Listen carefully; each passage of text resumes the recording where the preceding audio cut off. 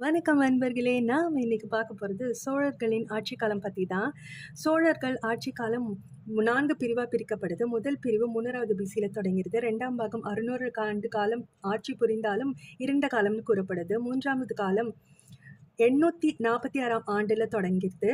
4ஆம் பாகம் 11ஆம் நூற்றாண்டுலேருந்து 13ஆம் நூற்றாண்டோட முடிஞ்சிருது. அதோட சோழ சாம்ராஜ்யம் அழிஞ்சிறதா சொல்றாங்க.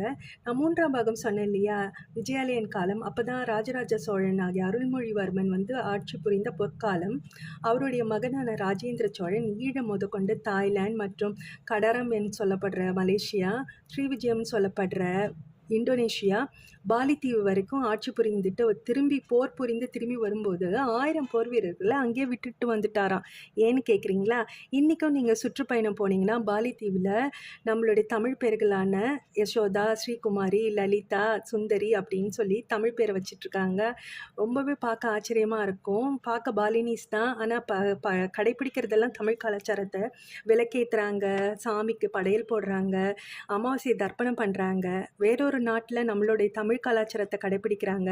ஆனால் நாம் கடைப்பிடிக்கிறோமா? சிந்திப்போம், செயல்படுவோம்.